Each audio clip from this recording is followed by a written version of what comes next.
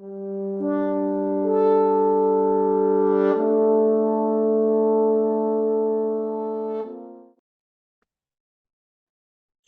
name is Brendan Scott, and I'm the historian in residence at Cavan County Council during the Decade of Centenaries programme. And this short webisode this evening is part of that Decade of Centenaries programme. And the topic of this evening's talk is the Protestant experience in Cavan from 1919 to 23. In the series of webisodes which began last year, we have looked at examples of murders of Protestants, such as the deaths of the elderly Dean John Finlay, who was killed up in Bombay in 1921, as well as the death of Margaret Livingston from Ardloher in 1922. And we've also discussed the experiences of Travers Blackley, who was the Farnham land estate agent, who was at the centre of a gunfight at his home in April 1922, and who was forced to leave Cavan for the rest of his life. Really, he never came back. And it's important to note, I think, as well, that all of those attacks happened at their homes. They were all attacked at home, and two of these attacks ended, as I said, in the death of people there, the death of John Finlay at his home, and the death of Margaret Livingston at her home. And it should also be stated as well, it's important to note that not only Protestants suffered during this period, of course, Catholics suffered as well, but less focus, I think, has been given to what Professor Terence Dooley of Maynooth University has called the plight of the Irish Protestants at this time. Although, as we'll see at the end, this has begun to change, and people are looking at this topic in much more detail than has been the case before. The first census of the newly independent Irish Free State, conducted in 1926, showed that the Protestant population of the 26 counties had declined by about a third since the previous Irish census of 1911. Of course, not all of that was in Cavan. This is a countrywide thing. And in Leitrim, for example, Leitrim's Protestant population fell by 32%, and the Catholic population fell by 5%. So there's a 37% drop in population in County Leitrim between the 1911 census and the 1926 census. In 1911, the Protestant population in Cavan was at 19%, which was much less than a lot of other Ulster counties. The Protestant population in Cavan was focused in three areas around Cootehill, around Castlesanderson, both of which are on the border. Cootehill obviously on the border with Monaghan, Castlesanderson on the border with Fermanagh, and then an area sort of between Arva and Killashandra, which sort of straddles the Leitrim border as well. More generally, the north and the east of the county were more strongly Protestant. But across the county, of course, as well, there were smaller town lands that were almost entirely Protestant, as the community sought to live near one another for support. Bishop Moore, who was the Church of Ireland Bishop of Kilmore, that's some of those details there. Bishop Moore, who's the Church of Ireland Bishop of Kilmore, said in July 1923 at the Diocesan Synod, he said that one of the saddest features of the situation is that so many of our communion have been driven from the country. So he believed that they were being forced out of the Free State as it was at that point. And the 1926 census in Northern Ireland shows that roughly 24,000 immigrants from the Irish Free State had taken up residence in the preceding 15 years. So, so from 1911. So, so obviously a lot of those people were leaving before the War of Independence began, or before the Civil War began. So it's not the case that they all just started leaving, in 1919. So there had been a move in already at that point, I suppose. There was probably some fears of partition or of home rule coming in the early 1910s. And so there was probably some worry about that. So people maybe thought, well, we'll go up north to where the more unionist population is and see how we fare there. But certainly the violence and intimidation experienced by some families would have played a large part in the decision to leave. And interestingly, there was an online discussion following a recent webisode I did on the death of Margaret Livingston. And one person noted in it that particular attack was what prompted her family to leave Ireland entirely. Even though her family, this particular lady, her family hadn't been attacked. But when Margaret Livingston was killed, this lady's grandparents or great grandparents had decided that's enough of that, and they moved, I think, to Australia. So the Livingstones themselves didn't leave; they're still there around there in Ard Lower, even after they were boycotted. But for others, obviously, that was the final straw for them. And what I'd like to do now is discuss the experiences recounted by a number of Cavan Protestants who applied for compensation from the Irish Grants Committee, which was an English organisation established to compensate Irish people who could demonstrate that the suffering that they were experiencing was as a result of their loyalism to the Crown. So there's a bunch of them here. There's a guy called William Cowan from Crostoni, and he went into great detail describing the boycott that he suffered from the local community, as well as how his family home had been raided and some of his farmland had been seized. And he went on to describe the intimidation he suffered at the hands of the local IRA, and there was an assault carried out on his brother as well. And at the end of it all, though, when asked to ascribe these events to his loyalism, he claimed that his family was notedly loyal and they had supported the British forces. So that was all. So he wasn't going around, according to him anyway, sort of, rubbing anyone's noses in it or anything, but they had supported the British forces, and that was enough for that. Similarly, Thomas Johnson described numerous raids made on his farm, but the only actual evidence of loyalty was his claim that he was a noteworthy loyalist. He was a noteworthy loyalist, and he was frequently threatened with being burned out and became very unpopular. There was a William Scott, no relation, from Arva, and he claimed to be well known in the district as an open loyalist and to have consequently suffered a boycott at all markets and fairs. However, the only actions that he could provide of this public loyalism was his enrolment as a temporary constable in the RIC and his role in supplying the RIC with food, which both began after he was being boycotted.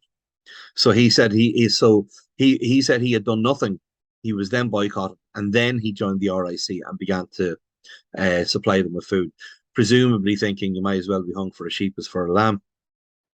And he claims that he only did both of those things to provide him with some income after he'd been boycotted. There was a Mary Fletcher from Killashandra, and she attributed the theft of much of the timber from her woods to the fact that I belonged to the class which always supported British rule in Ireland and who consequently suffered from the Troubles. There was a guy called Robert Graham, and he suffered a second raid in January 1922. He'd been raided before that, and he asked the raiders, "Haven't you raided us already?" And he said that he had been answered, "Yes, but now that the treaty has been signed, you Orange men thought you were safe, but we'll show you now. You'll suffer for your supporting that rotten English government." So there seems to be a bit of, that seems to me to be a bit more personal in nature, I think. And I mean, Graham says he doesn't say he was an Orange in his application. He just said he was well known for raising funds during the First World War in the district, and that was the extent of his kind of open loyalism at that time. Frederick Howell from Kingscourt, in his application, recounted an incident in which his tractor was wrongfully seized by a man called John Carney and impounded. And he had a Republican warrant which gave him the right to do this. This man Carney had. And when Howell tried to rectify the situation, he received a summons to one of these Dáil courts, one of these arbitration courts that had been set up in opposition to the British courts, which promised to resolve the issue. Instead, Howell informed the British Army and had the court broken up, an act which he said was in accordance with his position as a Protestant and a loyalist. And as you can imagine, this did not make him any friends in the locality. John Huggins, a farmer from Killashandra, he commented on his own boycott in the cattle fairs and markets around the country by saying at least 90% of the population were Catholics and were all Sinn Féiners. So he said, well, I didn't have a chance because I was outnumbered, 9-1. Between the 11th of July 1921 and the 12th of May 1923, Joseph Benison suffered the destruction and seizure of his property with a house and a garden at Ballyconnell by 6 men fleeing from the north. He attempted numerous times to have these men driven out, and after the Civil War was not immediately granted his land back to him. Rather, he had to wait another few years before he was the unchallenged owner again. Benison explicitly blamed this on the Free State abolishing the old courts but not replacing them until 1925. He was frequently asked to provide title to the land, with each claim being rejected as illegitimate.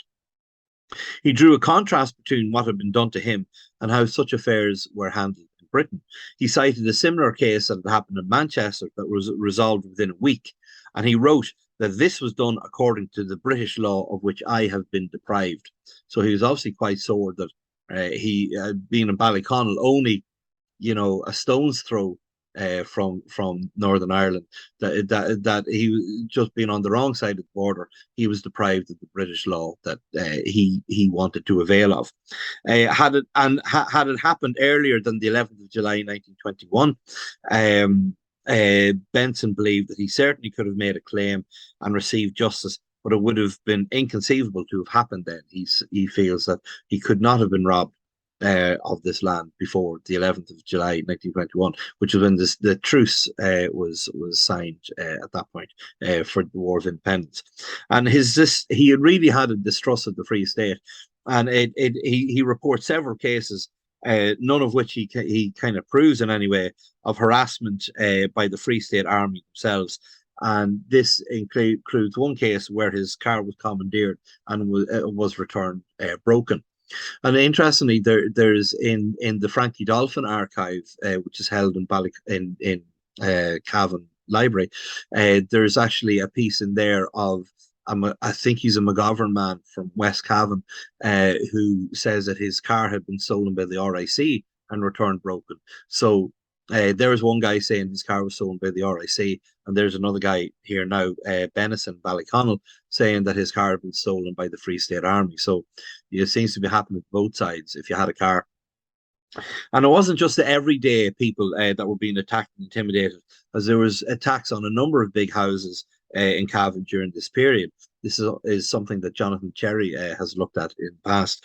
In December 1920, Lanesborough Lodge at Quivy in Belturbet was raided, and in May the following year, the rectory and lodge at Quivy was burned down. The White Venables home in Red Hills was burned in that same month. There have been rumours that both it and Brackley House, which was where John Finlay was killed in Bomboy, that they were to be commandeered by British forces to use as military bases, which may explain why they had been destroyed. On the 28th of June 1921, the same day that the White Venables home was destroyed in Red Hills, the Burroughs residence in Stradone was also burned. They seem to have been coordinated attacks. Casa Saunderson, owned by the Saunderson family, who were cousins of the Farnhams, that was taken over by the Auxiliaries in mid 1921, and by the spring of 1922 the family had left permanently, leaving the property open to wide-scale looting. And as I say, Brackley House was burned down at the time that John Finlay was killed in June 1921. When another Protestant landowner, Major General Oliver Nugent, returned to his home of Farranconnell in Mount Nugent in 1920, when he came home from the war, he was unsure of what reception he and his family could expect to receive. And in a letter to one of his daughters, Nugent wrote, "I wonder what it will be like at home. I do not expect the people will be allowed to show any civility, and I think everything is likely to be very unpleasant, but I do not think they will shoot at us when we appear out of doors. I hope they won't. It would be such a nuisance to have to go out for a walk crawling on one's tummy." So at least he had some sort of sense of humour in there. This is something that Nicholas Perry has written about in great detail in a book that I published last year, that the council published, that I edited last year. Now, Nugent needn't have worried too much He lost a car to raiders in 1921, but apart from that, he and his property were left untouched.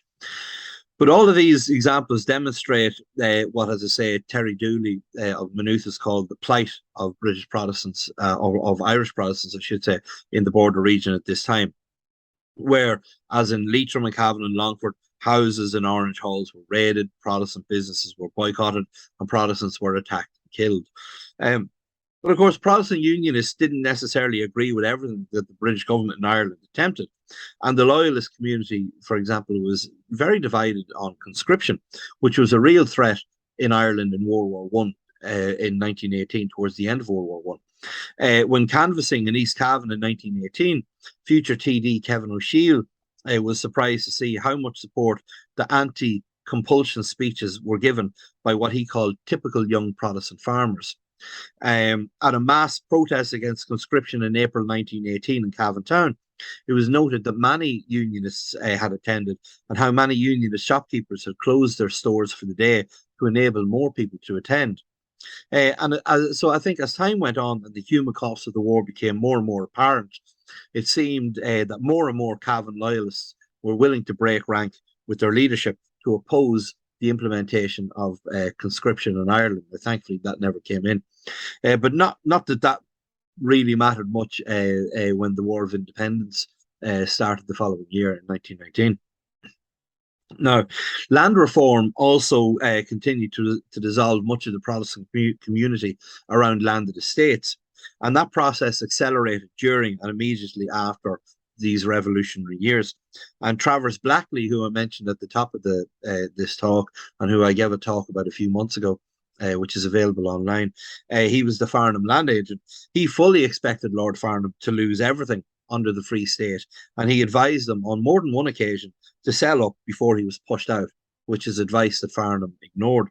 Although Farnham left, Lord Farnham left with his family for England in the early 1920s, so he obviously felt under some danger himself. Although the Farnham house was never attacked, although Crover was, and other areas out by Sheelan, other properties, Arley Cottage, which were owned by other members of the Maxwell family, were attacked out in the early 1920s. The dismantling of the British military organisation in Ireland and the change of government also took away many more Protestants of British origin.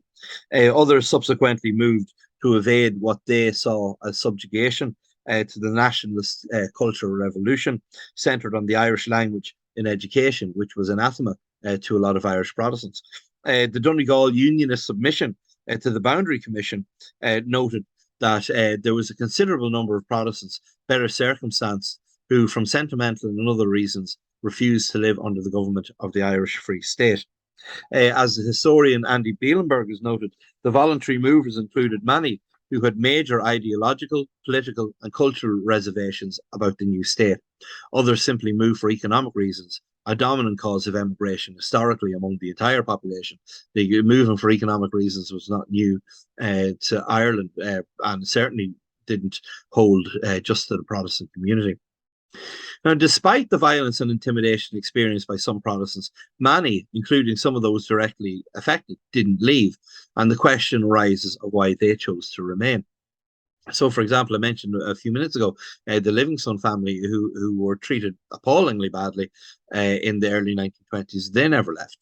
As Professor Marie Coleman from Queen's in Belfast has noted, R.B. McDowell, the Trinity historian, suggested that the maintenance and enduring influence of Protestant institutions such as Trinity College and the Irish Times played a part in Protestants remaining in independent Ireland. Now, that might be the case for kind of urban professionals, but I don't think it would hold any sway for Cavan's farming Protestants. Instead, McDowell's other suggestion that there were remarkably few drastic changes to the environment within which Protestants and Unionists live appears to be a more likely explanation. While most incidents of intimidation and threat against Protestants in Cavan date from the War of Independence and Civil War, the county was restored to peace very soon afterwards. Protestants who remained in Cavan found that life settled down pretty much after 1923 and removed any incentive to depart. And indeed, there are some examples of Protestants who left when things got hot from 1919 onwards, who then returned later on when things settled down. On the other hand, however, according to the loyalist newspaper, the Belfast Newsletter in 1936, they say that loyalists will find it more and more difficult to live in the Free State. During the past 2 or 3 years, scores of Cavan and Monaghan families have crossed the border. Now, I wonder where are the statistics to back that up. But, it's a pro-unionist paper, and that was the point that they were making. But those who remained tried to make the best of the new situation they were in and attempted to secure the position now in the Free State. So soon after partition, for example, the Cavan Progressive Association was founded, which aimed to select and support Protestant candidates for local and general elections in the new state so that they would be represented. And in 1926, the Protestant Parliamentary Committee for County Cavan was also established for the same purpose. And the initial membership of that organisation was about 50 people, many of whom were also members of the Orange Order. Now, it wasn't a political party in and of itself. It was more a support group or a think tank or an advisory group.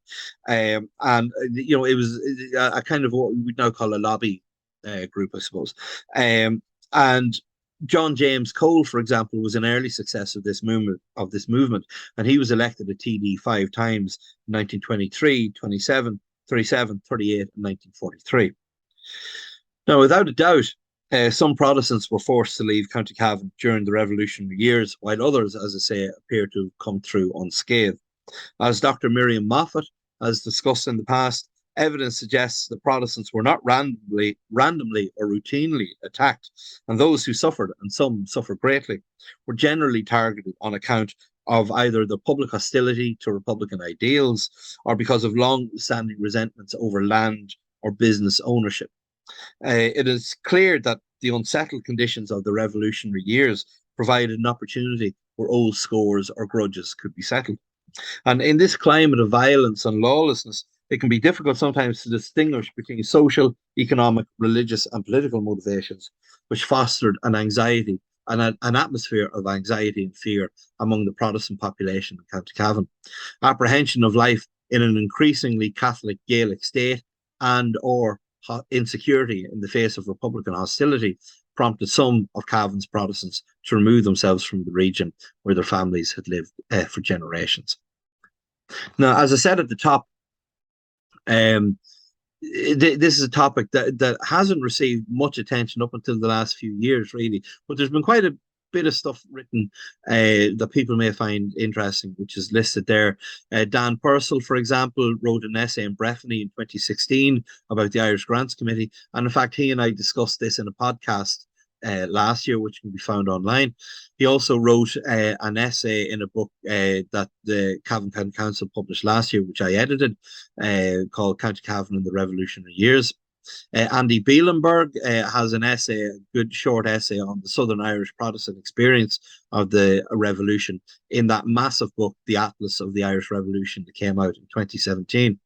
Miriam Moffat, who I mentioned there a moment ago, wrote about the Protestant experience in County Leitrim during this period, and that's in a book that Monsignor Liam Kelly and myself edited, called Leitrim History and Society, which came out a few years ago.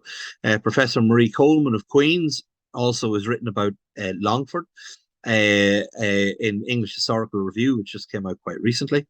Ian Dalton has written about Protestants in independent Ireland in the early 20th century up to the mid 20th century in a book that he and Ida Milne edited, called Protestant and Irish: Minority Search for a Place in Independent Ireland. And there's another book by a guy called Robin Berry called Buried Lives: The Protestants of Southern Ireland, which came out about 5 years ago, which is slightly polemical but has some interesting information in it as well. So there are all places that you can find material. Terence Dooley has done some work on Monaghan as well. Now, we do need I think a really detailed research done on this period for Cavan, and you never know, it might be something I might do in greater detail in the future. But this is just dipping the toe in the water at the moment and just letting people know, general stories and what is out there, I suppose, that other people can look at now if you wish. So just to finish off, again, my thanks as always to Cavan County Council, who have been so supportive of this entire initiative, and especially to the Library Service for all of their continued help and support, particularly Emma Clancy, the county librarian, Sinead McCardle, and Jonathan Smith as well. And thank you to all for tuning in, and hopefully I'll see you again soon. Thank you.